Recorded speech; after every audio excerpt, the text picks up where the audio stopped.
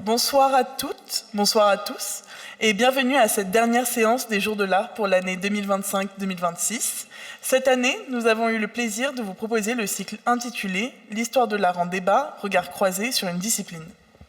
À travers les différentes conférences, ce cycle a permis de faire dialoguer l'histoire de l'art avec d'autres champs de recherche et de pratique afin d'interroger ses méthodes, ses objets et ses usages contemporains.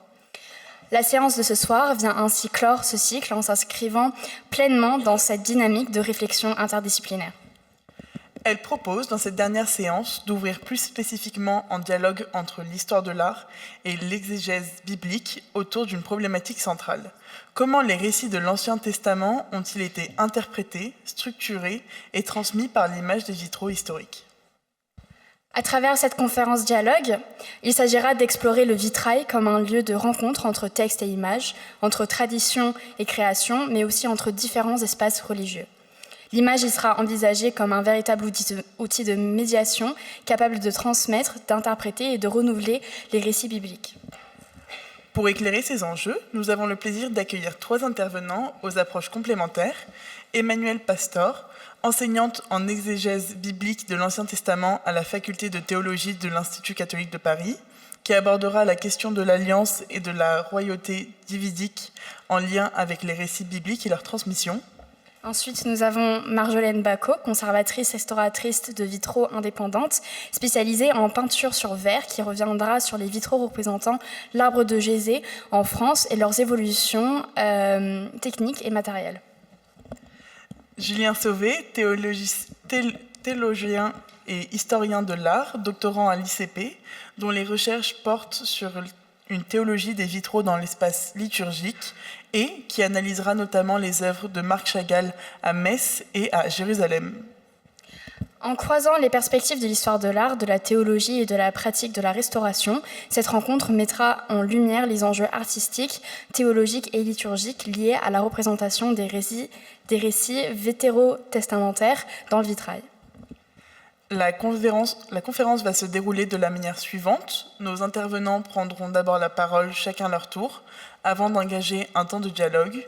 Nous ouvrirons ensuite un échange avec la salle ainsi qu'avec les participants en ligne. Nous vous remercions pour votre attention et nous laissons maintenant la parole à notre première intervenante, Marjolaine Bacot. Emmanuelle Pastor. Ah pardon, Emmanuelle Pastoré. Voilà, bonsoir à tous. Donc c'est en tant qu'exégète ou bibliste que je vais commencer à vous parler ce soir. Et donc ce dont je vais vous parler, c'est ce qui va apparaître dans ce que vous présenteront mes 2 collègues ici.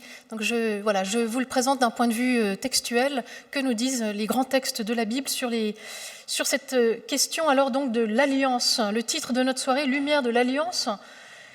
Dans la Bible, comme vous le savez, la relation entre Dieu et son peuple, et même entre Dieu et l'humanité, se dit en termes d'alliance. C'est un terme très chargé du point de vue théologique, mais aussi du point de vue du droit, parce que le bérit, en hébreu, l'alliance, signifie d'abord le contrat ou l'engagement. Autrement dit, c'est Dieu qui s'engage à protéger ceux qu'il s'est choisis, et il attend en retour leur fidélité, bien sûr. Je disais que c'est aussi une notion de droit parce qu'elle nous provient du droit du Proche-Orient ancien, notamment du 8e siècle, entre le 8e et le 7e siècle, dans la période néo-assyrienne, donc 8e, 7e siècle avant Jésus-Christ, bien sûr, où un roi établissait un contrat avec des vassaux et s'engageait à une certaine protection en échange d'un tribut qui devait être versé. Si l'une des 2 parties n'honorait pas sa partie du contrat, eh bien, un certain nombre de représailles, disons, étaient pratiquées à son encontre. Du coup, dans la Bible, cette pratique juridique est transposée sur la relation entre Dieu et son peuple. C'est une originalité. Dieu étant le puissant et les hommes ses vassaux. Et dans la Bible, comme vous le savez, plusieurs alliances prennent place. La première d'entre elles, on la trouve au chapitre 9 du livre de la Genèse avec Noé. Cette alliance-là a la particularité d'être célébrée, scellée avec toute l'humanité. On est encore dans un récit qui se veut assez universalisant. La seconde alliance, alors là, elle sera plus particulière, sera scellée avec Abraham, le père le père des Juifs, le père de ce qui deviendra la nation d'Israël dans la suite des textes. D'ailleurs, j'en dis peut-être un petit mot parce que je sais qu'il apparaîtra dans un des vitraux de tout à l'heure, mais l'alliance avec Abraham a ceci de particulier qu'elle est unilatérale. Autrement dit, Dieu s'engage vis-à-vis d'Abraham, mais Abraham n'a rien à rendre à Dieu. L'engagement de Dieu est gratuit, il est total, il n'attend rien de l'homme. Et c'est cette fameuse scène où une torpeur tombe sur Abraham, et puis dans une sorte de vision, un brandon de feu passe au milieu des animaux qui ont été dépecés en deux. C'était comme cela qu'on célébrait une alliance à l'époque. Le brandon de feu passe au milieu, ce brandon de feu c'est Dieu, c'est l'image de Dieu qui s'engage à être fidèle envers Abraham. Voilà. Et Abraham, lui, il est endormi. Il assiste en vision à tout cela. Donc il n'a pas, lui, à correspondre en quelque sorte à Dieu. C'est une gratuité qui lui est faite de la part de Dieu.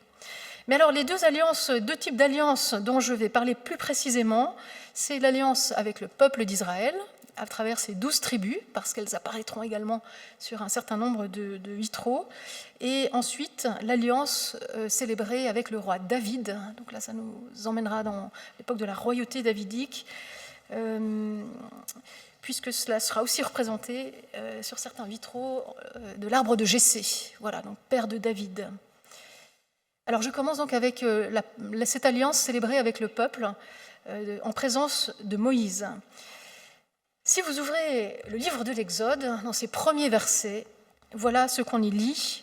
« Et voici les noms des fils d'Israël venus en Égypte. Ils étaient venus avec Jacob, chacun avec sa famille, Ruben, Siméon, Lévi, Juda, Isaacar, Zabulon, Benjamin, Dan et Nephtali, Gad et Asher. » Joseph, lui, était déjà en Égypte. Alors, si vous avez compté vite, vous avez compté bien sûr combien de noms ? 12, évidemment, les 12 fils donc, de Jacob qui donnent leur nom aux 12 tribus d'Israël. Et ce sur quoi je veux insister, c'est que ce livre de l'Exode s'ouvre avec la mention de ces 12 familles, ces 12 clans, ces 12 tribus, et immédiatement, au verset suivant, mais que je ne vous lis pas ici, on ne parlera plus des fils d'Israël, on parlera désormais du peuple d'Israël. Autrement dit, entre Genèse et Exode, nous passons d'une organisation clanique à une organisation d'un peuple structuré par une mémoire commune, celle de leur indépendance, puisque le livre de l'Exode raconte la sortie d'Égypte. Et donc, on assiste dans ce livre à la naissance d'un peuple. Littéralement une naissance, parce qu'ils vont traverser une mer, la mer Rouge, qu'on peut comparer à une matrice. Ils ressortent vivants, et non plus comme une famille, mais comme un peuple. Voilà. Et pour qu'il y ait un peuple, il faut un chef. Or, le livre de l'Exode nous donne ce chef, ce sera Moïse. Pour être un peuple, il faut aussi un Dieu. Évidemment, c'est en Exode 3, dans le fameux épisode du buisson ardent, que Dieu se révèle à Moïse et se présente comme le Dieu du peuple.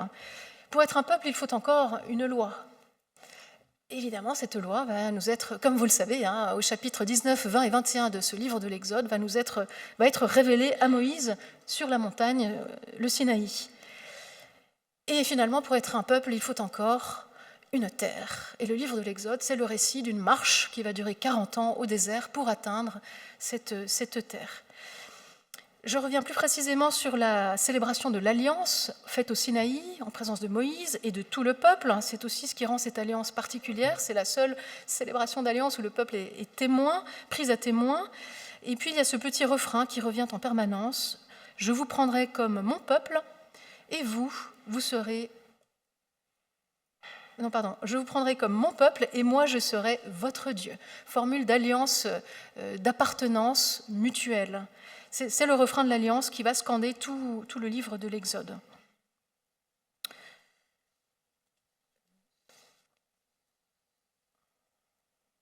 Cette alliance qui est donc célébrée au sommet du Sinaï, vous vous souvenez, pendant 40 jours, Moïse est là-haut sur la montagne, le lieu de la rencontre avec les dieux, bien sûr, au sommet de la montagne. Là, pour le coup, contrairement à l'alliance avec Abraham que je viens de citer, celle-ci, dans les termes techniques, on va dire qu'il s'agit d'une alliance bilatérale, parce que Dieu s'engage, certes, il s'engage à faire sortir son peuple d'Égypte et à l'emmener vers une terre, cette terre promise, mais il attend en retour que le peuple lui aussi soit fidèle à cette loi révélée au Sinaï, le fameux décalogue. Et cette symétrie de l'alliance bilatérale, elle est évoquée d'une part par le face-à-face du peuple qui se trouve vis-à-vis de la montagne, et d'autre part avec une conclusion d'alliance qui va se faire par le sang, et qui est décrite au chapitre 24 de l'Exode. Voilà, si vous ne connaissez pas ce texte, il faudra absolument aller le relire ce soir avant de vous coucher. C'est un très grand texte, Exode 24. Plusieurs gestes sont posés. Donc, on est après la révélation du décalogue sur le mont Sinaï. Moïse est redescendu. Et puis là, on va sceller tout ça par une alliance dans le sang. 3 gestes sont posés. On met par écrit les paroles. On lit ce livre. On lit ces paroles écrites au peuple. Et on construit un autel. Enfin, une fois que tout cela est mis en place, on va pouvoir prendre le sang des holocaustes, la moitié va être aspergée sur l'autel et l'autre moitié va être aspergée sur le peuple. C'est par le sang que l'alliance est scellée, que l'amitié, si vous voulez, la communion entre Dieu et son peuple est scellée. Dans la Bible, on ne voit pas d'alliance de sang qui soit célébrée entre des humains. On ne fait pas de pacte de sang dans la Bible. La célébration de l'alliance par le sang, elle est réservée pour l'alliance entre Dieu et les hommes. Donc là, il y a quelque chose aussi de très original. Et j'en arrive à mon second point. Donc là, je fais un saut dans le temps. Donc là, nous abandonnons Moïse, les 12 tribus et le mont Sinaï. Et nous en venons à une époque un tout petit peu tardive, une fois qu'on est bel et bien installé sur cette terre promise, une fois qu'on l'a conquise par différents moyens. Tout ça est raconté dans le livre de Josué, le livre des juges. Nous arrivons au livre de Samuel. Et j'en viens à la période donc royale où Samuel va oindre David comme roi. Dans le 2e livre de Samuel, au chapitre 5, on nous dit que toutes les tribus d'Israël, donc vous voyez les mêmes tribus que tout à l'heure, vinrent trouver David à Hébron et lui disent « Nous voici, nous sommes tes os et ta chair. Or, le Seigneur t'a dit, c'est toi qui feras paître Israël, mon peuple. » La figure du berger qui fait paître, c'est une figure royale dans l'Orient ancien et dans l'Ancien Testament. Et tous les anciens d'Israël vinrent donc trouver le roi à Hébron, et David conclut en leur faveur une alliance à Hébron devant le Seigneur, et ils oignirent David comme roi d'Israël. Et à partir de là, la dynastie davidique a la primauté entre toutes les autres. Parmi tous les 2 royaumes d'Israël et de Juda, c'est David qui laissera un souvenir mémorable. Je vous donne 2 exemples de cela. Un tiré du psaume 89, où Dieu dit « J'ai fait une alliance avec mon élu, j'ai juré à David mon serviteur, à tout jamais j'ai fondé ta lignée, je te bâtis d'âge en âge un trône. » La dynastie davidique, la descendance de David, doit durer pour toujours. Et on retrouve cette même promesse exprimée toujours dans ce 2e livre de Samuel, au chapitre 7. Et là aussi, c'est un très grand texte qu'il faut absolument que je commente, même très brièvement. Vous savez, David, il a fixé sa capitale à Jérusalem. Le royaume est maintenant assez stable. Il a combattu tous les ennemis à ses frontières. Il a même bâti son propre palais. Et il se dit... Ah oui, mais le Seigneur, lui, il habite encore sous une tente. Il faut que je lui bâtisse un temple. Et alors, voilà. Alors le lendemain matin, le prophète qui a été averti par Dieu en secret du projet du roi vient voir le roi et puis lui dit non mais tu sais, en fait, Dieu te dit la chose suivante. Est-ce que c'est toi qui vas lui construire une maison ? Et je vous lis la réponse de Dieu. Pendant tout le temps où j'ai voyagé avec les Israélites, dit Dieu, les 40 ans au désert, et je dis à un seul des chefs d'Israël que j'avais institué comme pasteur de mon peuple, pourquoi ne me bâtissez-vous pas une maison de cèdre ? Et voici maintenant ce que tu diras à mon serviteur David, donc c'est Nathan qui doit aller rapporter cela à David. Ainsi parle le Seigneur, c'est moi qui t'ai pris au pâturage, derrière tes brebis, pour être chef de mon peuple Israël. J'ai été avec toi partout où tu allais, j'ai supprimé devant toi tous tes ennemis, je te donnerai un grand nom, plus grand que tous les grands de la terre, et je fixerai un lieu à mon peuple Israël, je l'y planterai. Et puis il continue en disant, quand tes jours seront accomplis et que tu seras couché avec tes pères, Je maintiendrai après toi le lignage issu de tes entrailles, j'affermirai sa royauté. C'est lui qui construira une maison pour mon nom, et j'affirmerai pour toujours son trône royal. Dans ce texte, il y a un jeu de mots sur le mot maison, beth, en hébreu, qui peut signifier soit la maison au sens du temple, tu veux construire un temple, une maison pour ton Dieu, soit la dynastie. Et Dieu lui dit, non, c'est pas toi qui vas me construire une maison, c'est moi qui vais te construire une maison, c'est moi qui vais te construire une dynastie. Et ta maison et ta royauté subsisteront à jamais. Il y a une promesse divine liée à la permanence de la lignée davidique. Je pense qu'il ne me reste pas beaucoup de temps. 3 minutes ? Ça va ? 3 minutes. Alors, sur ce jeu de mots, la maison de Pierre, le temple, et la maison au sens de la famille, et la famille dynastique. La maison de Pierre, le temple, c'est Salomon, le fils de David, qui va finalement le construire. On connaît tous aussi ce grand sujet, ce grand thème qui occupe plusieurs chapitres dans le premier livre des rois.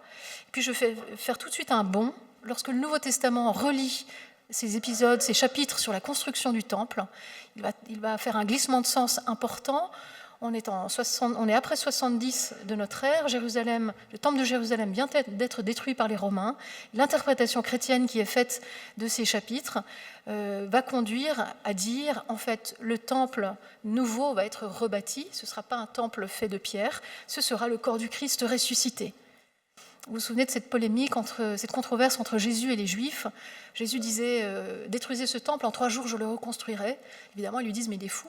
Mais ils ont compris, après sa mort et sa résurrection, qu'il parlait de son corps. Donc une grande transposition de sens va être faite, dans le sens où ce temple nouveau, cette maison donc subsiste à jamais, mais autrement, en Christ. Et d'autre part, cette lignée davidique va subsister elle aussi, mais autrement, en la personne du Christ, qui, tout au long des évangiles, est qualifié comme fils de David.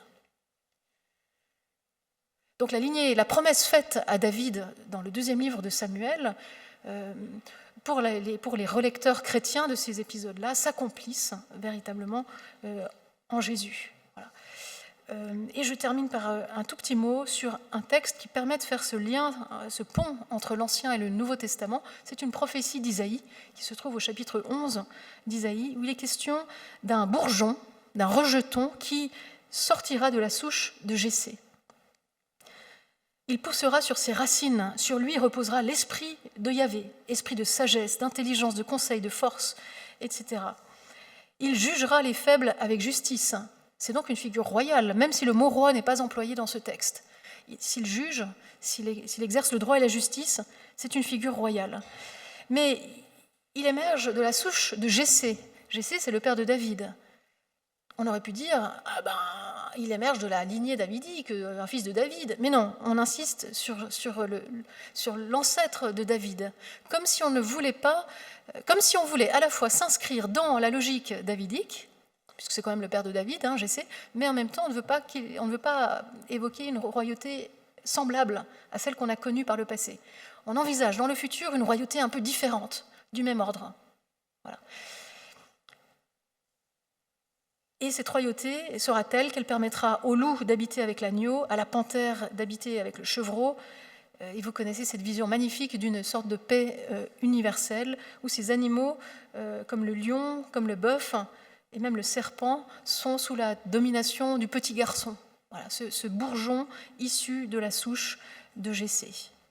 Voilà, donc c'est donc un jeu de lecture typologique que nous proposent les écrivains du Nouveau Testament, une relecture donc de l'Ancien Testament en y voyant des préfigurations du Nouveau, s'accomplissant dans la vie et la mort, la résurrection de Jésus-Christ. Et c'est ce jeu typologique, donc de figures annonciatrices, s'accomplissant dans le Nouveau Testament, qui va en fait permettre qui vont être représentés dans beaucoup de nos édifices religieux et qui vont jouer là-dessus dans les vitraux qui vont nous être commentés maintenant. Voilà. Merci.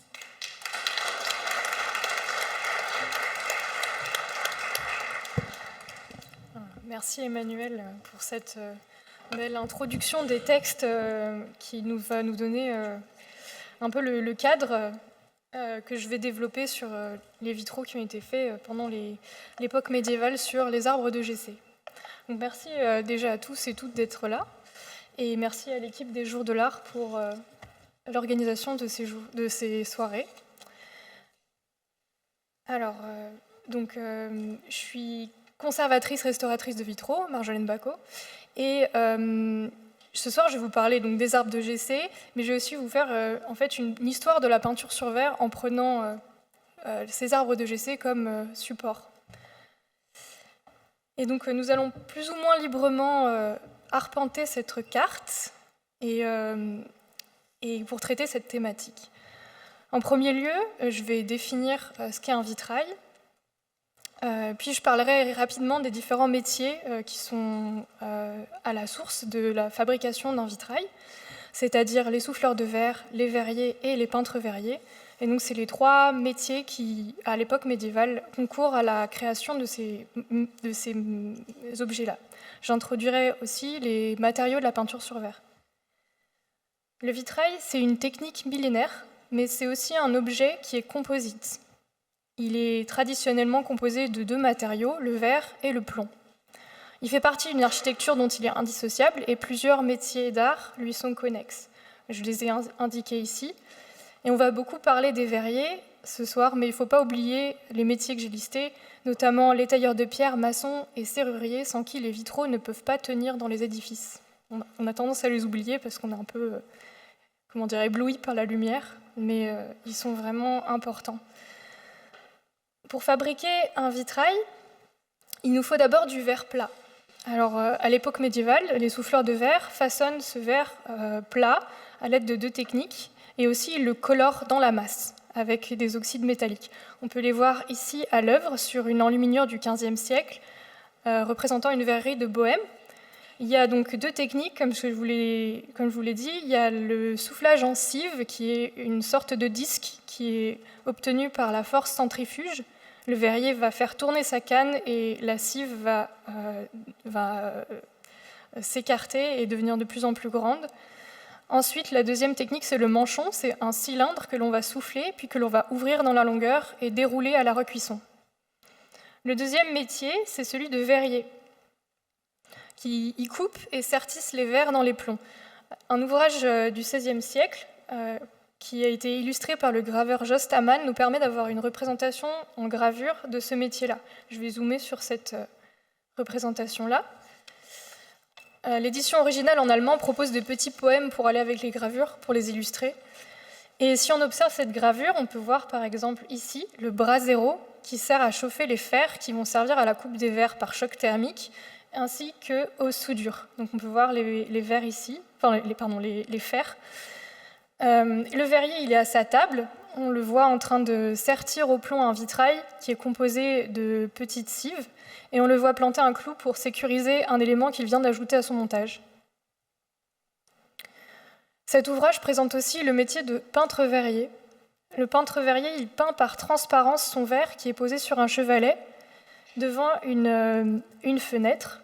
Il le peint généralement sur les 2 faces, puis après il est cuit et après serti par le verrier. On observe ses pinceaux et ses outils à côté de lui, et ainsi que des flacons qui l'aident à préparer sa peinture. Je vais maintenant justement évoquer cette peinture. De quoi parle-t-on ? Il y a beaucoup de matériaux qui ont été utilisés dans la peinture sur verre à l'époque médiévale, et la première peinture, c'est la grisaille. C'est en réalité un verre qui est composé d'un verre très fusible, donc au plomb, qui permet de fondre à 600 degrés à peu près. Et donc c'est ce qu'on appelle le fondant. Et ce fondant est additionné d'oxydes métalliques comme le cuivre ou le fer qui lui donnent sa couleur. La grisaille, elle est opaque et sert à matérialiser les ombres et les traits de contour des motifs. On peut voir par exemple sur cette pièce, le orange c'est la couleur du verre, et tout ce que vous voyez ici c'est de la grisaille qui a été posée puis cuite. La deuxième peinture, à partir du XIVe siècle, c'est le jaune d'argent.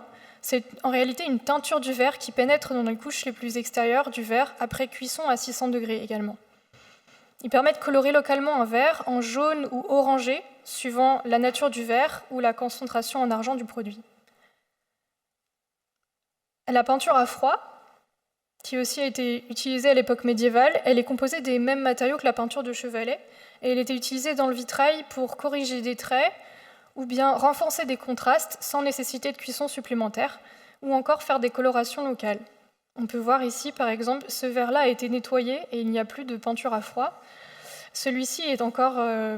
on peut encore voir les peintures qui, du coup, participaient au modelé de la main. Et ici, la coloration locale, ils n'ont pas voulu utiliser de jaune d'argent, ou alors ils l'ont utilisé... peut-être qu'ils n'avaient pas assez d'argent pour pouvoir le faire, du coup ils ont utilisé de l'ocre à la place pour pouvoir donner cette couleur jaune. Ensuite, la sanguine, c'est une peinture à base d'oxyde de fer qui apparaît à la fin de la période médiévale. Les recettes varient. Au début, elles étaient réalisées à froid, puis elles intègrent progressivement un fondant dans leurs composants, ce qui nécessite donc aussi une cuisson à 600 degrés. Elle permet du coup, comme on le voit, de faire des carnations. Donc, c'est une peinture rouge, on peut voir ici sur les bérets du personnage et aussi dans les joues. Ça permet de faire des rehauts colorés. Et ensuite, la dernière peinture, c'est les émaux, les mailles. Ce sont des poudres de verre colorées dans la masse et fusibles à assez basse température, aussi vers 600 degrés. Les premiers émaux, à la fin de la période médiévale, sont bleus et violets. Ils peuvent avoir des températures de cuisson différentes de la grisaille et du jaune d'argent, ça dépend des formulations de ces produits. Je vais maintenant vous présenter les sources textuelles que nous avons sur la pratique du vitrail à l'époque médiévale. On a retrouvé beaucoup de recettes diverses de peinture sur verre dans des compilations, voire des véritables traités pour faire des vitraux, parfois écrits ou composés par des verriers eux-mêmes. Mais il n'y a pas seulement des recettes de peinture sur verre, on y retrouve aussi des conseils pour arranger les couleurs, couler des baguettes de plomb, couper les verres et la description de plusieurs procédés de décor, ainsi que des conseils pour nettoyer ou entretenir les vitraux. Un traité met particulièrement en valeur les étapes pour mener une cuisson, celui de Francesco Formica, qui est un moine franciscain du XVe siècle. Il parle de comment construire un four, de la superposition des pièces de verre dans la poêle de cuisson, de comment choisir le combustible, car il ne doit pas faire d'éclat, comment placer ce combustible dans le four pour avoir une chauffe progressive, comment estimer la température visuellement, etc. La cuisson dure une journée et une nuit en moyenne, et s'il y a des chocs thermiques, le travail de plusieurs journées de peinture peut être perdu. Donc c'est vraiment une étape importante.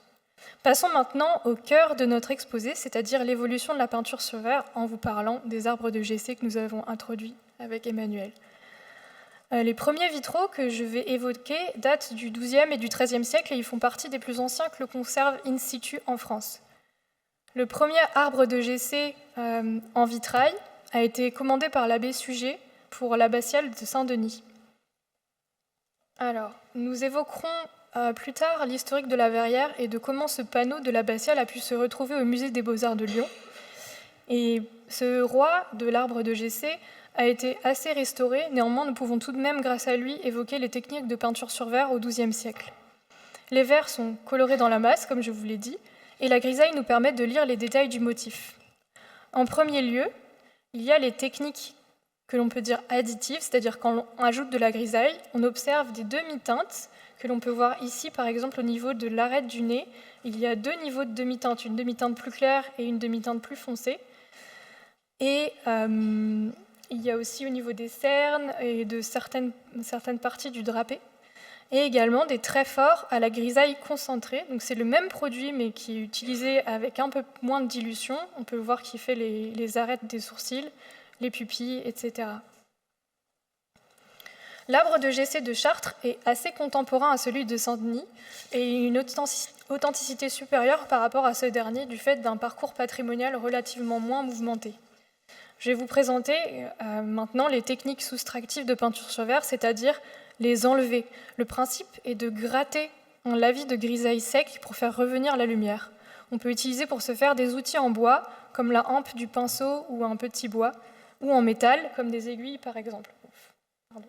On peut voir du coup par exemple les enlever. Ici, c'est les petits ronds que vous voyez là.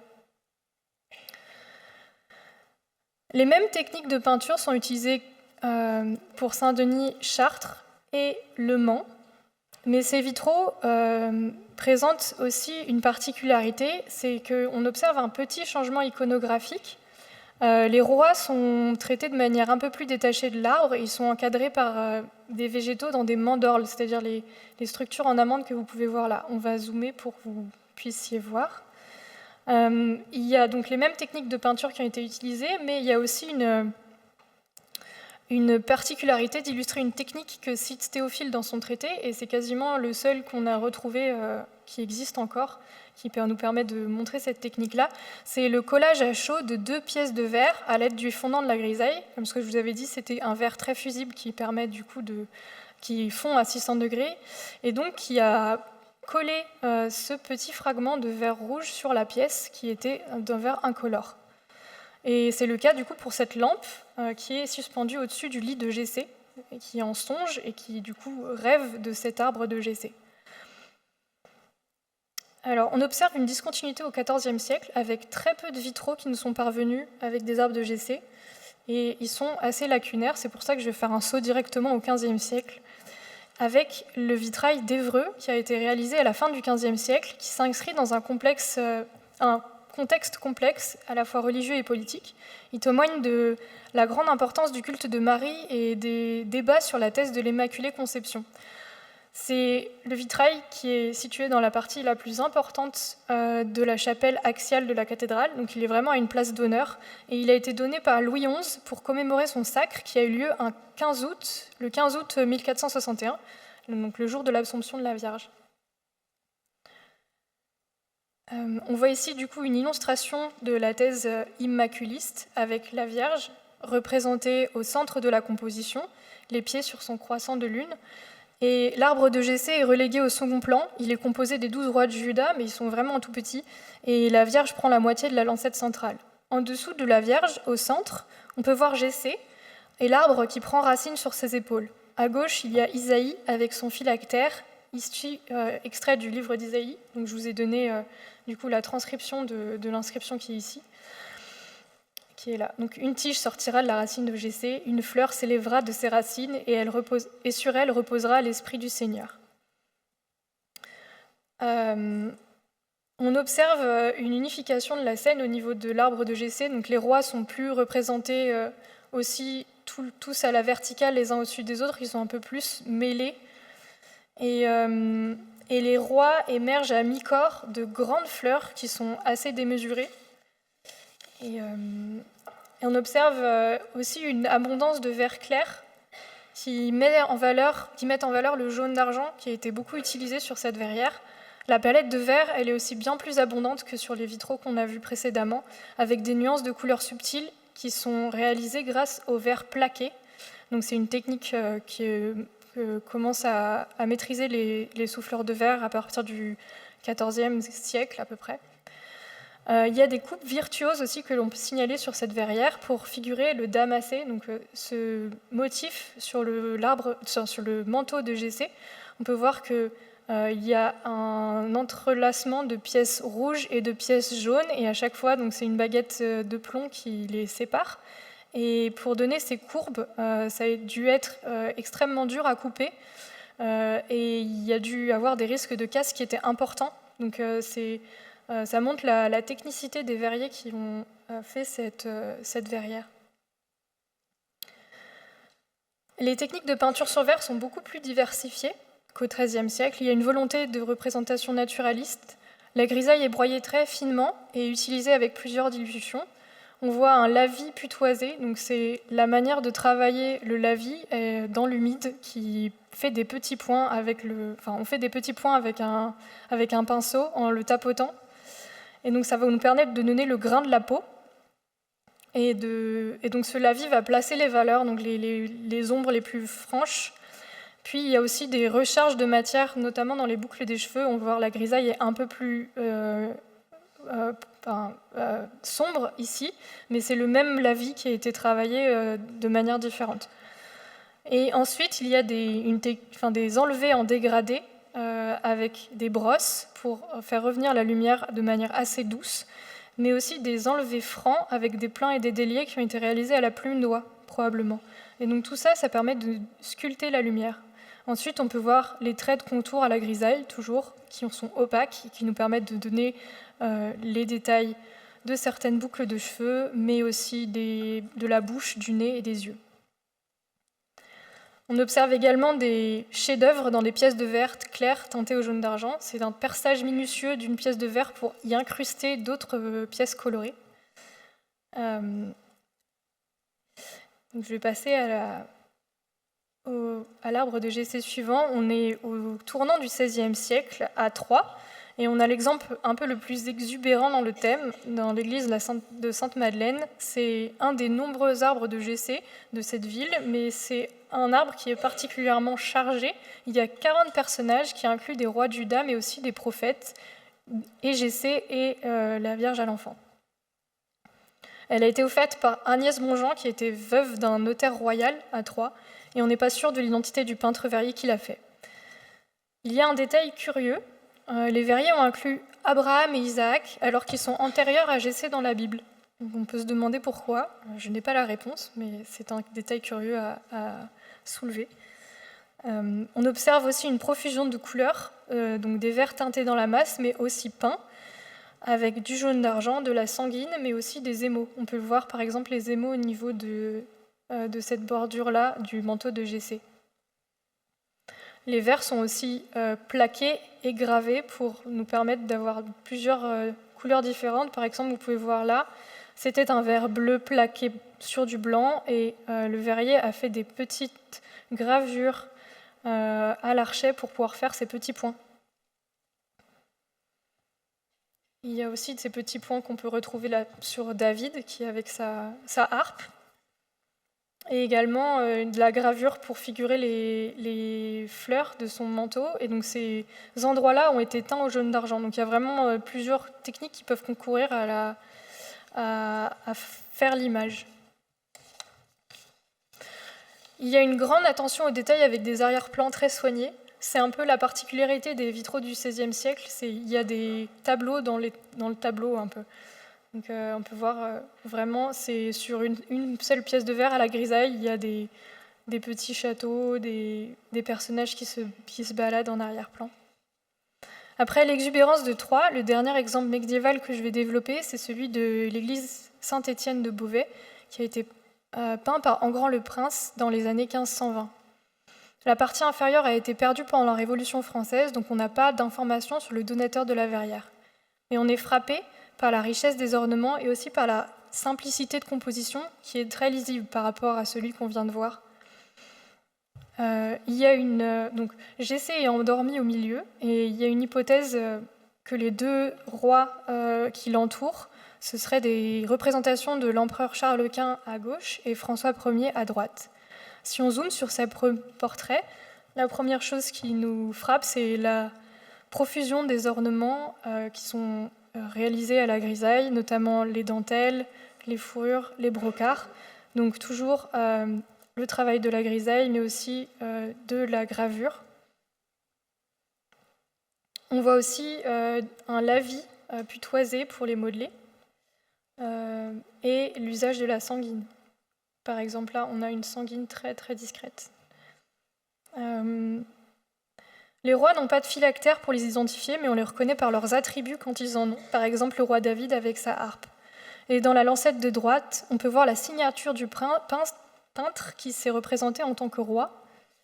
C'est le roi Roboam, on peut voir ici, et sa signature, donc on voit le début de son nom en grand le prince. On peut voir le travail de la sanguine pour figurer les cheveux roux, et il y a des enlevages aussi à la plume d'oie avec les pleins et les déliés caractéristiques de l'utilisation de cet outil-là. J'aimerais maintenant ouvrir le propos en convoquant deux exemples contemporains. Le premier est en quelque sorte un retour à notre point de départ avec l'évocation du très récent chantier de production de fac-similés pour Saint-Denis. En 2023, il y avait des polycarbonates qui clôturaient la baie depuis les années 90, on peut les voir ici. C'était des polycarbonates imprimés qui nous permettaient de remplacer les verres médiévaux qui avaient été déposés pour les mettre à l'abri des intempéries. Et donc il y a eu des nouveaux vitraux qui ont été faits en copie des anciens d'après photo. Et j'ai eu la chance d'être en stage à ce moment-là dans cette entreprise, donc j'ai pu voir le processus. C'était vraiment un travail de fourmi. Il y a donc avec une limitation de la corrosion du verre avec de la grisaille, et c'est un peu ce travail de peintre verrier extrêmement poussé, un peu dans la lignée du 19e siècle. Et le deuxième exemple contemporain, c'est celui de la généalogie de Rachi, qui est dans la synagogue de Troyes et qui s'inspire des arbres de Jessé. Alors Rachi, c'est un grand rabbin et exégète de Troyes. Et ce vitrail qui a été vraiment, qui est connu pour donc ses traductions de la Bible notamment. Et sa postérité, la postérité de son œuvre est mondiale. Et donc sa généalogie qui était connue par les archives, mais il y avait quand même des branches non documentées. Donc les branches documentées ont été écrites à la fois en hébreu et en français, et celles qui ne l'étaient pas ont été suggérées par la peintre verrier, qui est Flavie Serrière Vincent Petit de la manufacture Vincent Petit, par ses fleurs et ses oiseaux. Il y a eu plusieurs techniques de peinture mises en œuvre, des grisailles colorées, du jaune d'argent et du rouge de cuivre, qui est aussi une teinture du verre comme le jaune d'argent. Et qui dit vitrail contemporain, dit aussi création de serrurerie sur mesure, et ces photos nous permettent aussi d'avoir une idée de la monumentalité de l'œuvre. En conclusion, les arbres de Jessé sont très représentés en France, il y en a presque dans toutes les églises. Le modèle de Saint-Denis a été largement répandu au XIIe et XIIIe siècle dans les grandes cathédrales, en lien à la fois avec la liturgie et le pouvoir royal. Et on observe une transformation iconographique au XVe siècle qui va de pair avec l'essor de formes de piété davantage centrées sur la figure de Marie. La question de son immaculée conception est d'ailleurs largement débattue parmi les clercs médiévaux à cette époque, et cela devient un thème iconographique à part entière. Les donateurs, au fil du temps, ne sont plus seulement des puissants abbés, évêques et rois, mais aussi de riches bourgeois et des membres de l'administration royale. Le nombre d'arbres de Jessé explose littéralement au XVIe siècle, avec des productions locales très nombreuses, de factures plus ou moins luxueuses. Elles sont malheureusement pour beaucoup fragmentaires et lacunaires.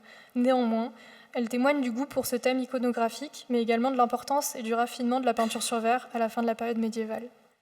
Je vous remercie pour votre attention, et voici ma bibliographie.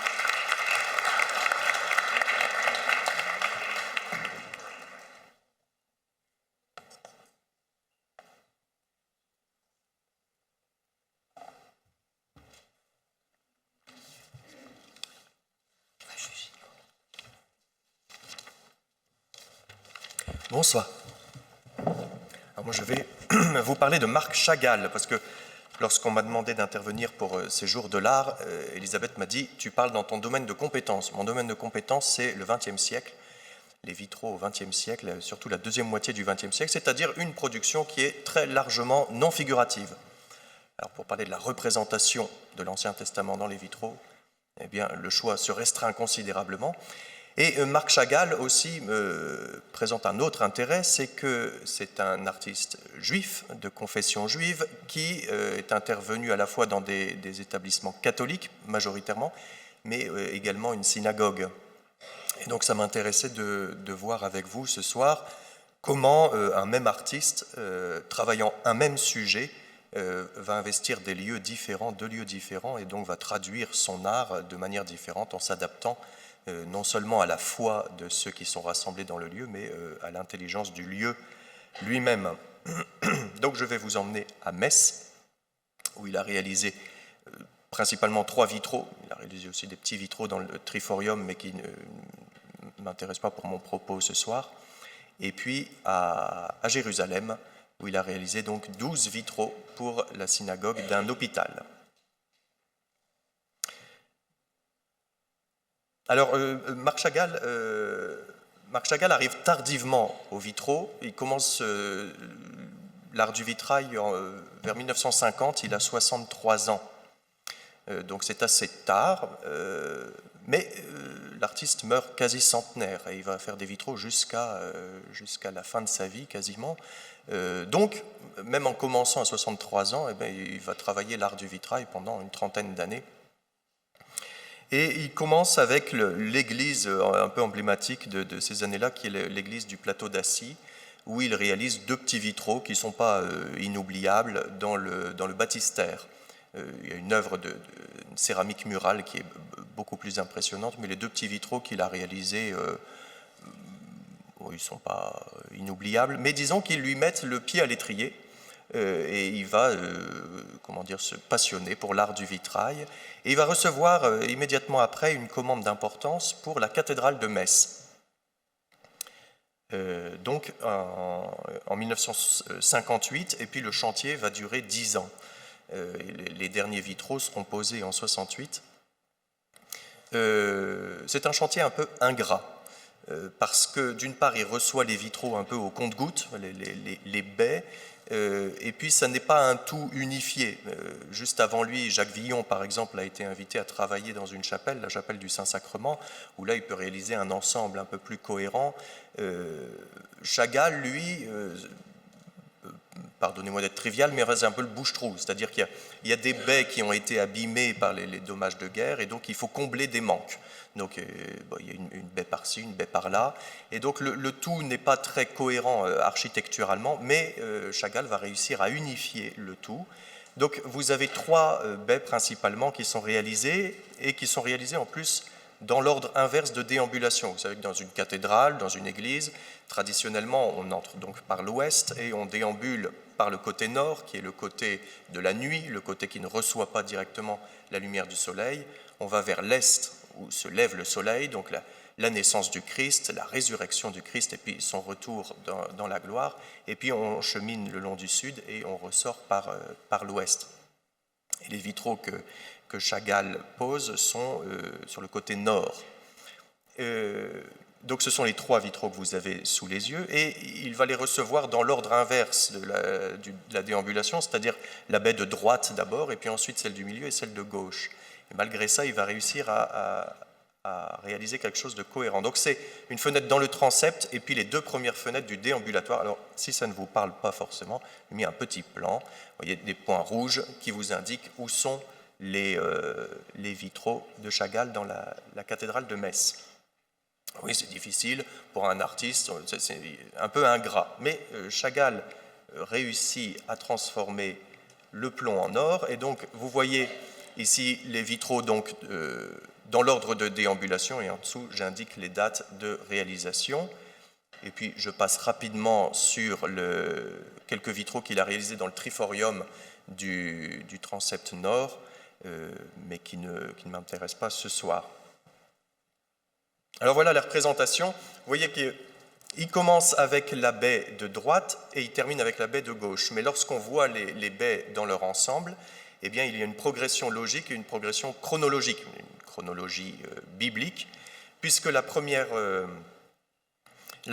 baie qui se trouve à gauche,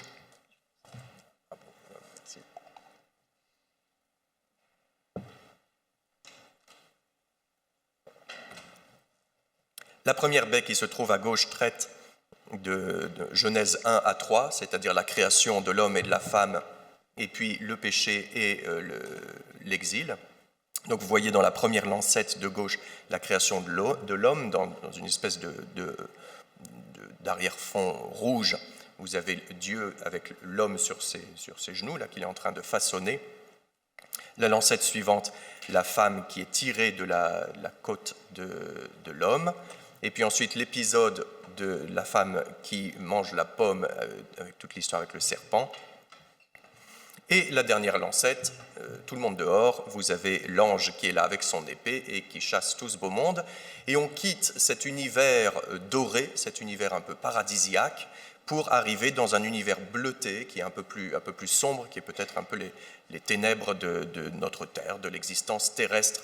Et il faudra reconquérir toute la confiance de Dieu par le Christ pour revenir au paradis. Et c'est pour ça que vous avez, dès la première lancette, si vous faites attention, en haut, vous voyez, moi j'ai pas de petit machin, je ne sais pas si ça ne marche pas non plus, vous voyez bien, la première lancette, en haut, vous voyez le Christ en croix, et puis ah, tu sais faire ça. Ah, merveilleux, voilà. Alors ici, vous voyez, hop, un petit Christ en croix qui est ici, et puis ici, une Vierge à l'enfant. Donc l'artiste vous indique dès le début quelle est l'issue, une issue favorable, heureusement, à toute cette histoire. Donc on est embarqué dans cette histoire sainte, avec donc l'homme et la femme chassés du paradis terrestre. Et puis on arrive dans la baie suivante. Vous voyez que la baie suivante, qui se trouve quand même à quelques mètres de là, puisqu'il faut arriver dans le déambulatoire, mais Chagall réussit à raccorder le tout avec une baie qui est donc bleutée, et vous voyez le bleu qui se poursuit ici dans la baie précédente. Donc Chagall unifie le tout, et il traite là de la figure d'Abraham et d'Isaac, c'est-à-dire la ligature d'Isaac qui est là sur son petit fagot de bois, et l'ange arrive en haut pour arrêter la main d'Abraham. Les deux lancettes centrales sont consacrées à la figure de Jacob. Vous avez d'une part la lutte de Jacob avec l'ange, et puis ici le songe de Jacob avec les anges qui montent et descendent de l'échelle. Et puis ensuite à droite, Moïse, qui est face au buisson ardent, et qui, comme le rappelait Emmanuel tout à l'heure, donc reçoit un Dieu, en quelque sorte. Et juste après avoir reçu un Dieu, et le nom de Dieu, eh bien, dans la baie suivante, qui est un peu bâtarde, parce que si on revient à l'architecture, vous voyez que dans la troisième ici, un escalier a été rajouté, condamnant une des lancettes de la baie. Donc la baie est un petit peu traviole, parce que normalement il doit y avoir 4 lancettes, et il n'y en a plus que 3. Donc ça donne quelque chose d'un peu bizarre, mais c'est comme ça.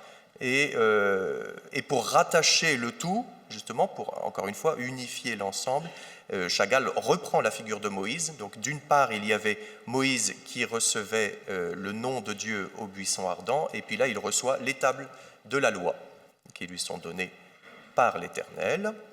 Et puis, au centre, la figure de David qui joue de sa harpe, et puis Madame Bethsabée qui est ici sur le côté de la lancette. Et à droite, la figure de Jérémie, donc qui est recroquevillé là en bas à droite et qui se lamente sur la destruction de Jérusalem. Donc vous voyez, Chagall récupère un ensemble, un chantier. On peut imaginer mieux quand on reçoit un chantier comme ça, et il arrive quand même à faire un tout cohérent où il nous présente vraiment une progression biblique depuis la création de l'homme et de la femme, avec toutes les figures des patriarches, des prophètes. Et donc il y a une déambulation comme ça qui nous mène depuis l'ouest, depuis le nord, jusqu'à l'est. Et tout est indiqué dès le début ici, avec la figure de la Vierge à l'enfant et du Christ en croix. Dans le même temps, donc là le chantier de Metz s'étend sur 10 ans, donc il reçoit les premières commandes en 58, les derniers vitraux sont posés en 68. Et en 60, il reçoit le chantier pour l'hôpital Hadassah à Jérusalem, Hadassah, c'est une association israélite qui construit un hôpital à Ein Karem, donc dans la banlieue de Jérusalem. Et donc dans l'hôpital, il y a une synagogue, et on demande à Marc Chagall de réaliser les vitraux pour cette synagogue. Alors le chantier est beaucoup plus resserré, d'une part architecturalement parlant, puisque là, il s'agit d'un tout unifié. C'est une construction qui sort de terre, et donc Chagall reçoit un ensemble complet à réaliser. Et puis dans le temps, puisqu'il reçoit la commande en 60 et le tout est posé en 62. Donc pendant les 10 ans où il travaille sur Metz, au milieu, il y a 2 ans où il travaille également aux vitraux de la synagogue. Donc vous avez, la synagogue est de plan carré, et vous avez un peu au-dessus, un petit peu comme ici, mais un peu plus bas, un peu plus grand, comme le principe des tours-lanternes dans les cathédrales, un espace surélevé, ceint de 12 baies, assez grandes, qui font plus de 3 mètres de haut sur 2,50 m de large. Et donc, Chagall va représenter les 12 tribus d'Israël. Vous avez aussi une logique cosmique, puisque ici, par exemple, ces trois vitraux sont orientés à l'est. Donc vous voyez ici des vitraux, des couleurs qui rappellent un peu la nuit, et puis là, l'aurore, le jaune de l'aurore. Et puis ensuite, vous passez au sud, où là, vous avez 2 vitraux rouges flamboyants d'une lumière telle que la connaît la Palestine en plein midi. Et puis on arrive à des lumières plus douces en fin de journée ici, vert, et puis ici bleu-vert pour le côté ouest de la synagogue. Et puis au nord, ici vous avez donc deux vitraux qui symbolisent un peu le soleil couchant et l'arrivée de la nuit. Et donc ici le vitrail bleu qui fait raccord avec les premiers vitraux ici. L'ensemble des vitraux, Chagall se trouve confronté à une contrainte qu'il connaît bien, c'est que pour les Juifs, on ne représente pas la figure humaine. Et donc, il faut représenter les 12 tribus d'Israël, les fils de Jacob, mais sans avoir recours à la figure humaine. Alors, vous voyez qu'à Metz, il n'y avait pas du tout de problème, donc là, on représentait les personnages. Là, il faut trouver une manière de contourner un peu tout cela. Et donc, il va s'appuyer essentiellement sur la bénédiction que Jacob accorde à ses fils en Genèse 49, à la fin du livre de la Genèse, et puis de temps en temps, il fera référence également à Moïse, qui bénit aussi les tribus en Deutéronome 33. Alors, je ne sais pas quelle heure il est, mais quand vous en avez marre, vous me jetez quelque chose, et puis j'arrêterai. Alors, ici à gauche, vous avez donc Ruben. Ruben, Jacob le qualifie de torrent impétueux. Alors, l'occasion est toute trouvée, donc Chagall va traiter un thème marin, une espèce de bouillonnement primordial. Donc vous voyez les eaux et puis les poissons et tout ça, une espèce des eaux, le torrent impétueux dont parle Jacob. Juste après, vous avez Siméon. Alors Siméon et Lévi, Jacob est moins tendre avec eux, torrent impétueux, il y a quelque chose d'un peu affectueux. Avec Siméon et Lévi, ça se passe moins bien parce que, à cause du viol de Dina. Vous savez que les fils de Jacob ont une sœur qui s'appelle Dina et qui est violée par monsieur Sichem. Alors ça ne plaît pas du tout aux frères de Dina, qui vont voir et qui disent mais ça ne peut pas se passer comme ça. Donc le père de Sichem essaye d'arrondir les angles en disant non mais mon fils va l'épouser, vous inquiétez pas. Et alors les fils s'affolent en disant il est hors de question que notre sœur épouse un homme incirconcis. Donc soit vous faites circoncire toute la famille, ou alors il n'est pas question qu'elle l'épouse. Alors le père de Sichem dit d'accord, très bien. Donc ils se font tous circoncire. Alors vous savez, la circoncision à l'âge adulte, il faut une certaine convalescence quand même. Alors pendant que ces messieurs sont alités, eh bien Siméon et Lévi déboulent et trucident tout le monde. Alors ils ont le sentiment d'avoir vengé, d'avoir lavé l'honneur de leur sœur Dina, mais ça ne plaît pas du tout à Jacob, qui est un peu inquiet pour ses relations avec le voisinage, et puis et qui, dans cette bénédiction, va dire à propos de Siméon et Lévi, « Maudite soit leur colère, car elle est violente ». Donc il y a vraiment pas cette rancœur, mais disons Jacob est un peu en colère contre ses fils Siméon et Lévi, et Chagall représente ça dans le vitrail consacré à Siméon, qui est sombre, qui est un peu tourmenté, où on voit un cheval, on voit un taureau, enfin des animaux qui sont un peu fougueux, qui manifestent bien le caractère un peu belliqueux de Siméon. Le vitrail de Lévi lui est traité avec plus de douceur, parce que là Chagall se réfère à Moïse, qui à propos des Lévites, à propos de la tribu de Lévi, donc dans le livre du Deutéronome, dit... Il encense les Lévites en disant « Ils ont gardé ta parole et maintenu ton alliance, ils enseignent tes ordonnances à Jacob et ta loi à Israël, ils présentent l'encens à tes narines et l'holocauste sur ton autel. » Donc le vitrail ici, une tonalité plus cultuelle, avec au centre la Torah et puis les chandeliers, et puis tout ce petit monde là à l'étage supérieur. Enfin, c'est un peu plus joyeux que le vitrail de Siméon. Nous poursuivons ici avec Judas, qui est présenté comme un jeune lion, donc vous avez un lion ici. J'avance un petit peu parce que on ira boire une bière et puis je vous raconterai dans le détail, mais il faut que j'avance un petit peu parce que ça... 5 minutes, mais très bien, on y va. Zabulon, Jacob nous dit qu'il habitera au bord de la mer, il voyagera à bord des vaisseaux, donc même si la tonalité est rouge, eh bien on est quand même au bord de la mer, vous avez des bateaux, vous avez de l'eau et tout ça, des poissons.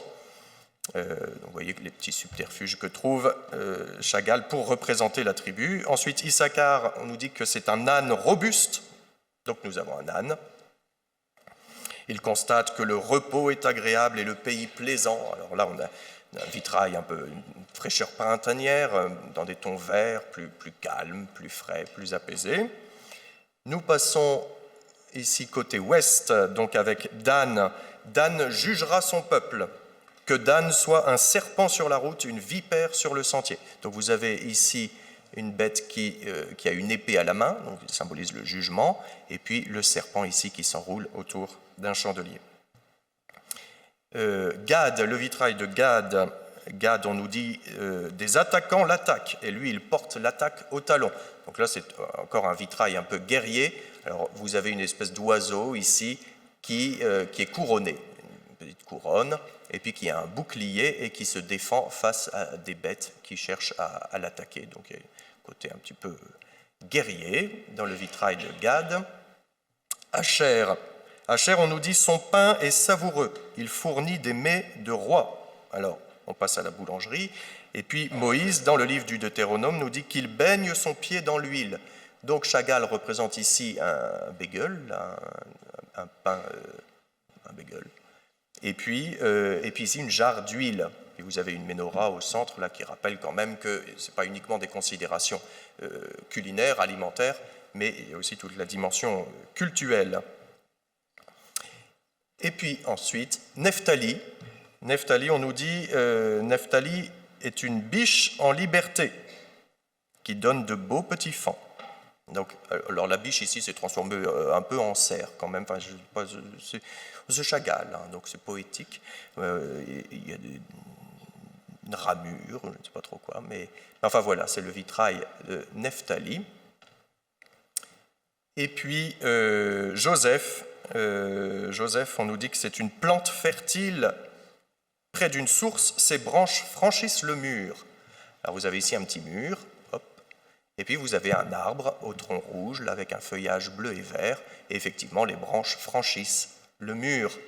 Et puis vous avez en haut des mains qui tiennent un chauffard, qui est une trompe, qui sert à sonner la fin du jeûne le jour du Kippour, et qui rappelle aussi que l'intervention de Joseph à une époque où la famine s'annonçait, d'une certaine manière, lui aussi, par les songes qu'il a eus et par la prévision qu'il a fait, les provisions de blé, eh bien, a pu annoncer en quelque sorte la fin du jeûne, lui aussi.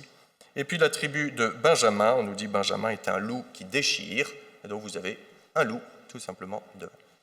Voilà, ce que je voulais vous préciser, surtout dans ces deux ensembles que sont Metz et Jérusalem, c'est qu'il y a non seulement une intelligence de l'œuvre, Chagall est un véritable artiste, et une intelligence de la foi de ceux qui se rassemblent dans le lieu, c'est-à-dire d'un côté des catholiques, où la représentation humaine est autorisée, et puis de l'autre côté des juifs, où il y a une certaine réticence vis-à-vis de la représentation humaine, donc il faut trouver des subterfuges, mais il y a aussi une intelligence du lieu, c'est-à-dire que la synagogue où nous nous trouvons est un plan centré. Vous voyez donc avec ces vitraux qui sont surélevés, là, qui forment un peu une couronne, et les fidèles sont rassemblés pour la lecture de la Torah, pour la prière, et la couronne de vitraux, un peu ces tribus de Jacob, se présentent un peu comme des figures tutélaires, desquelles descendent ceux qui sont rassemblés en bas, c'est-à-dire tous les fidèles rassemblés ont leur lignée dans les hauteurs, disons. C'est vraiment un peu comme les patriarches se rassemblaient dans le désert autour de l'arche d'alliance. Alors qu'à Metz, naturellement, la cathédrale est elle aussi un lieu de rassemblement, mais dans la cathédrale, le lieu investi par Chagall est surtout un espace de déambulation. C'est le transept, le déambulatoire, comme son nom l'indique, c'est un espace de déambulation. Et donc là, il s'agit moins d'avoir une assemblée un peu tutélaire qui surplombe, mais plutôt des compagnons de voyage. Donc Chagall représente un peu toute cette histoire sainte, cette chronologie depuis la création du monde jusqu'à Jérémie, et puis ensuite qui s'achemine vers la naissance du Christ, avec ces figures que sont Abraham, Jacob, Moïse et tout ça, qui accompagnent le pèlerin dans sa déambulation en direction du Christ. Je vous remercie.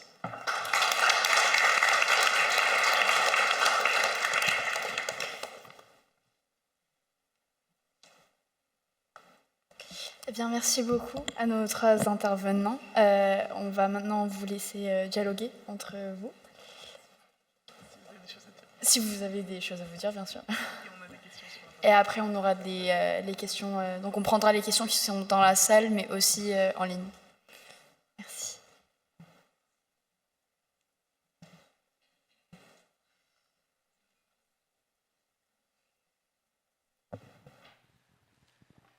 Alors, je pense que vous êtes un petit peu brutal avec nos pauvres intervenants en leur demandant maintenant 3, 2, 1, dialoguer. En tout cas, déjà, je tenais à vous remercier tous les 3 parce que je pense qu'on a eu une vision qui était très complémentaire. C'était quand même un peu le but de nos rencontres de cette année autour des Jours de l'Art, autour des 150 ans de l'ICP, de faire dialoguer les différentes facultés avec l'histoire de l'art et donc de revenir, de finir en apothéose avec la théologie. En fait, ce que je trouve très intéressant dans ce que vous nous avez présenté tous les 3, c'est avec chacun vos spécialités, c'est cette façon dont on a, comme tu le disais, Julien, justement, cette intelligence de la technique, d'utiliser les différents éléments techniques de la technique du vitrail dans l'espace, de façon à faire ressortir aussi toute l'intelligence du texte, l'intelligence de la source originale, et avec un médium qui est quand même assez étonnant, parce que je pense que justement ce qu'on a bien vu avec la présentation de Marjolaine et de Julien, c'est qu'on est sur des objets qui en fait se donnent à voir mais ne peuvent pas véritablement être bien vus. Grâce à toi, Marjolaine, on a vu beaucoup de détails, notamment justement sur la façon dont on peut utiliser la grisaille pour donner du modelé à certains personnages. Mais c'est vrai que lorsqu'on se retrouve dans l'église, et c'est la même chose avec les vitraux de Chagall, parce que je ne connais pas la synagogue de Jérusalem, mais je connais les vitraux de la cathédrale de Metz, on est plus emporté par une impression et une lumière, et on n'a pas du tout accès à tous ces détails qui sont pourtant infinis sur tous ces vitraux. C'est très sensible dans l'avant-dernier vitrail que tu as montré sur l'arbre de Jessé, très foisonnant avec énormément de détails. Quand on est au pied, en fait, quand on est à 3 au pied du vitrail, on a cette impression de foisonnement, mais on ne voit pas tous ces détails. Et finalement, j'aimerais vous faire réagir par rapport à cette idée de la lumière à travers le vitrail, parce que c'est quand même un peu l'élément majeur dans cette technique, et par rapport au foisonnement du texte et à ses différents niveaux de lecture. Est-ce que vous auriez une réaction à nous partager sur ce sujet-là ? Alors, moi, je voulais déjà juste dire que c'est vrai que les conditions d'observation des vitraux sont... un peu, c'est l'alpha et l'oméga de notre métier, c'est-à-dire que quand on fait des études, quand on fait des recensements, quand les historiens font des recensements, ils sont pas forcément sur des échafaudages, et donc ils travaillent avec la jumelle à se tordre le cou, à essayer de voir, de deviner quelle pièce est de tel siècle. Et donc c'est vrai qu'en fait on observe bien les vitraux que quand ils sont déposés à l'atelier, et qu'on peut moduler l'éclairage et les observer sous plusieurs échelles. Et c'est vrai que cette observation-là, les photos ne rendent pas l'atmosphère colorée.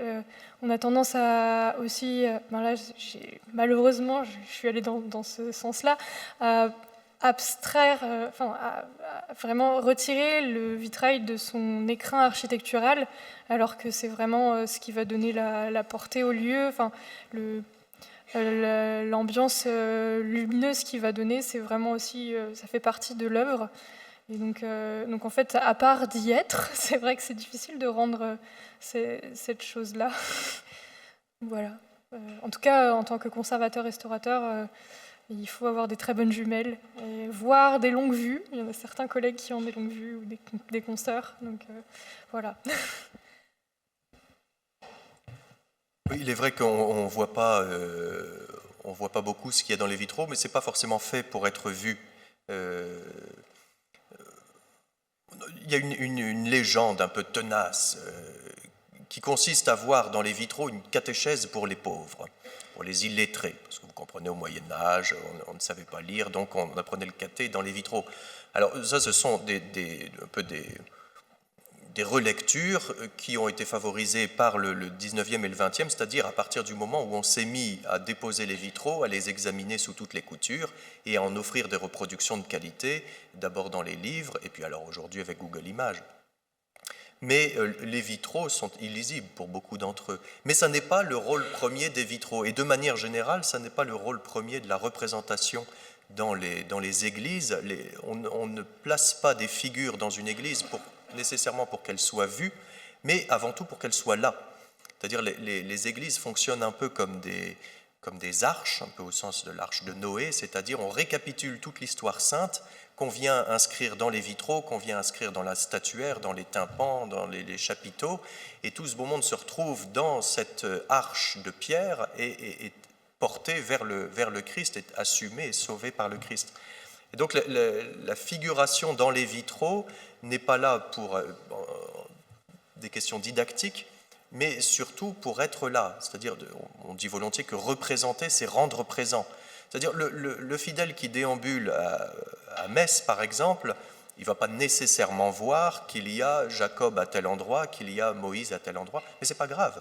Jacob et Moïse sont là, parce qu'on les a fait figurer dans les vitraux, ils sont présents dans la cathédrale, et ils sont là, et ils accompagnent la déambulation du pèlerin. Donc, je crois qu'il faut être attentif sur ces questions de représentation, où on veut absolument tout voir comme on voit sur nos écrans d'ordinateur. Ce n'est pas fait pour ça.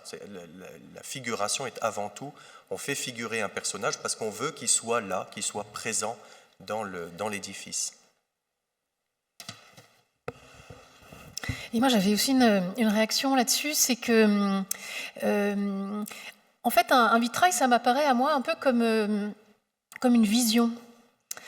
L'arbre de Jessé, la vision d'Isaïe, qui figurait sur le vitrail, on est dans une vision prophétique, donc, qui fait voir ce qui va advenir, qui fait voir le dessein divin qui va se réaliser.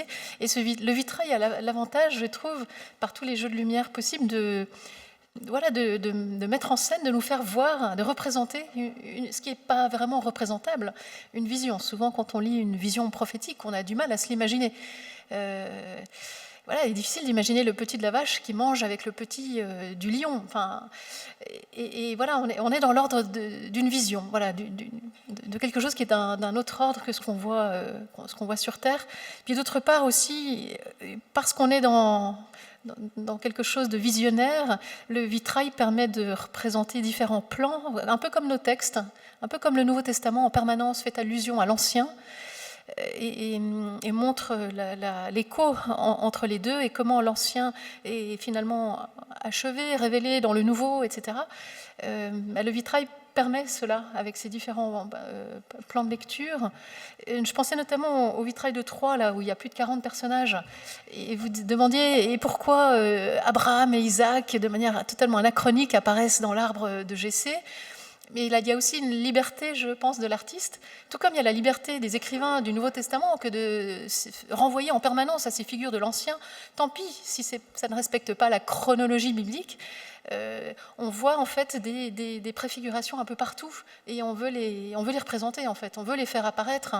Et Abraham et Isaac, la ligature d'Isaac, donc le sacrifice d'Isaac par Abraham, qui n'aura pas lieu, est une préfiguration du sacrifice du Christ, qui lui aura bien lieu. Voilà. Et je pense que l'épisode est si important dans la typologie médiévale, mais même avant, patristique déjà, et même chrétien, néo-testamentaire, qu'on n'a pas pu ne pas le représenter en quelque sorte.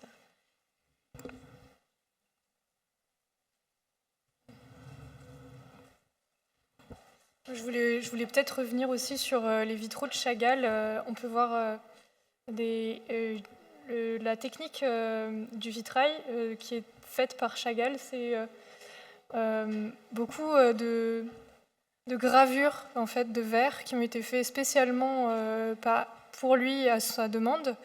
Et c'est ainsi qu'on a beaucoup de variations de couleurs sans avoir dès qu'on utilise de la peinture, généralement, on va obscurcir et on va changer la nature de la lumière.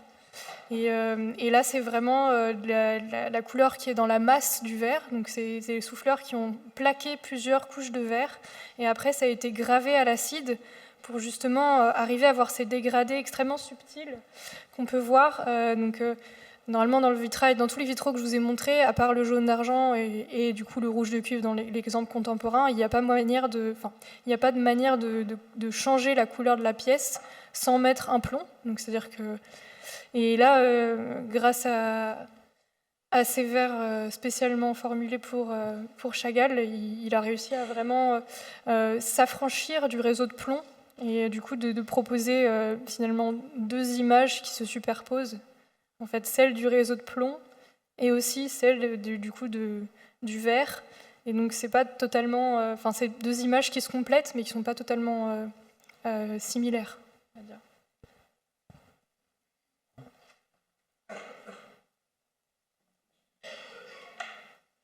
Est-ce qu'il y a des questions dans la salle? Ah, il y en a là-bas.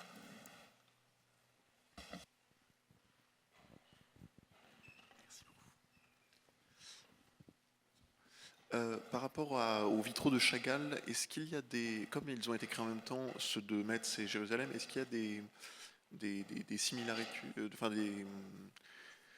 est-ce qu'il y a des éléments qu'on retrouve, des inspirations entre les vitraux de Metz et de Jérusalem? Entre les deux réalisations? Oui, c'est ça exactement. Non, si ce n'est que c'est le même artiste, donc c'est le même, disons, c'est le même style. Non, d'autant que le sujet traité n'est pas exactement le même, c'est-à-dire qu'on a les 12 tribus de Jacob qui sont traitées à Jérusalem. À Metz, on a la figure de Jacob, mais sinon les autres, ce sont Moïse, Abraham, Jérémie, David. Donc non, à part naturellement des ressemblances formelles, parce qu'il s'agit du même artiste et qu'en plus les œuvres sont réalisées à la même époque. Vraiment, il travaille sur les deux chantiers en même temps. Mais sinon... Ah oui, il travaille, c'est le même atelier, oui, c'est Simon Marc à Reims. Il découvre... Il travaille avec eux dès le début, avec Simon Marc, dès l'épisode d'Assis, et puis ça va devenir le vitrailliste, le maître verrier attitré de Chagall. Il va y avoir une belle connivence entre Simon Marc. Simon Marc, c'est deux noms de famille, c'est Brigitte Simon et Charles Marc, et puis Marc Chagall. Bonsoir, c'est encore par rapport à Chagall. Désolée Marjolaine, je connaissais déjà. Je m'excuse si vous l'avez dit que ça m'a échappé, mais au niveau de l'iconographie de Metz et de Jérusalem, est-ce que ça découlait de la commande? Elle était comprise dans la commande, l'iconographie, ou c'est vraiment de la liberté de Chagall par rapport aux contraintes qu'on lui a données? Je crois que c'est Chagall qui a proposé. Alors, à Jérusalem, c'est lui qui a proposé les 12 tribus, mais ça s'imposait aussi. Il y avait 12 fenêtres, donc c'était un peu, je ne sais pas si ça avait été conçu déjà avec cette idée-là, mais pour Chagall, c'était assez évident de travailler à partir des 12 tribus. À Metz, c'est lui qui a eu le champ libre, c'est lui qui a choisi. Et c'est très curieux parce qu'il a, je l'ai dit, mais vraiment, il a travaillé à rebours, c'est-à-dire qu'il a commencé avec les trois lancettes de droite, donc avec la figure de Moïse et de David et de Jérémie, et puis ensuite il est allé à reculons jusqu'à arriver à Genèse 1, et ça offre quand même un parcours assez cohérent, mais c'est lui qui a choisi effectivement de travailler les figures qui lui plaisaient, enfin qui l'inspiraient pour accompagner justement cette déambulation dans cet espace. Est-ce que vous savez du coup si à Metz il a créé du lien avec les baies alentours, étant donné que par exemple la première elle était dans une partie du transept, je ne sais pas du tout, je ne suis jamais allée à Metz, mais C'est une question de jugement, hein, parce que non, mais créer du lien, puis surtout avec une œuvre forte comme celle de Chagall, c'est un jugement complètement personnel, mais je trouve que non. C'est difficile quand même. Hein. Vous savez, quand vous ajoutez, vous adossez différentes œuvres, d'époques différentes, de styles différents, c'est quand même difficile d'avoir un tout unifié. Alors ça ne jure pas, hein, c'est pas non plus... Il y a parfois des vitraux qui sont abominables et qui... Non mais c'est vrai, vous avez des ensembles qui saccagent complètement l'édifice. Ce n'est pas le cas de Chagall. Mais dire que ça s'accorde avec le tout, c'est peut-être un petit peu exagéré aussi. Non, c'était pas si ça s'accordait, mais s'il avait récupéré des petits éléments, s'il avait fait des parallèles avec des éléments, des vitraux à côté. Je ne sais pas si c'est quelque chose qui est connu ou... Non, je ne crois pas. Ok. Merci. Je vous en prie. Merci beaucoup, mais malheureusement, le temps s'est écoulé, donc on ne pourra pas prendre d'autres questions, y compris les questions qui sont en ligne, désolée. Pour conclure cette conférence, et avant de se quitter, on voulait dire un petit mot afin de remercier certaines personnes sans qui ce cycle de conférences n'aurait pas été possible. Dont les intervenants Jean-Michel Legnaud, le recteur Emmanuel Petit, Daniel Cohen-Lévinas et Jean-Baptiste de Beauvais, Vincent Michel et Fanny Arnaud, Catherine Guillot, Alicia Garcia et Jean-Cédric Delvanquer. Et pour ce soir, merci beaucoup à Emmanuel Pastoré, Marjolaine Bacot et Julien Sauvé. Ainsi qu'à Inès Constantin qui nous a accompagnés dans l'organisation et la communication de ces séances. Ensuite, nos chers collègues, les stagiaires, Constance Boust, Anna Costa et Rosemary Nguyen. Et finalement, nos chers professeurs, M. Péa de la Bâtie et Mme Ruchot, qui nous ont tolérés depuis cet été et qui nous ont surtout encadrés, accueillis, à qui on laisse la parole pour lancer le... Oui.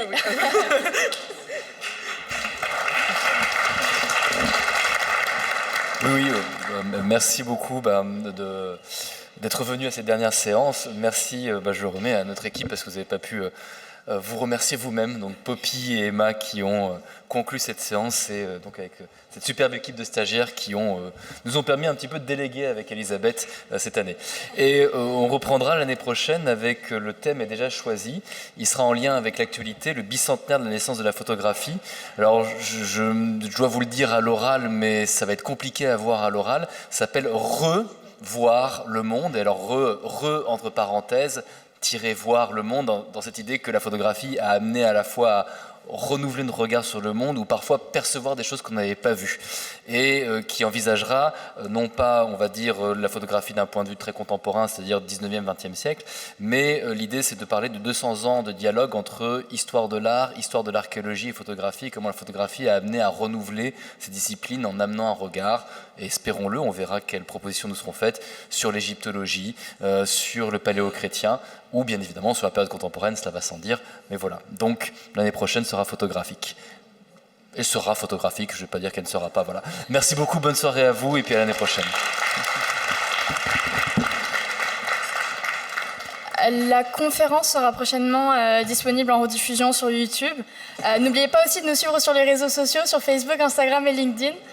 Les Jours de l'Art, oui. Merci.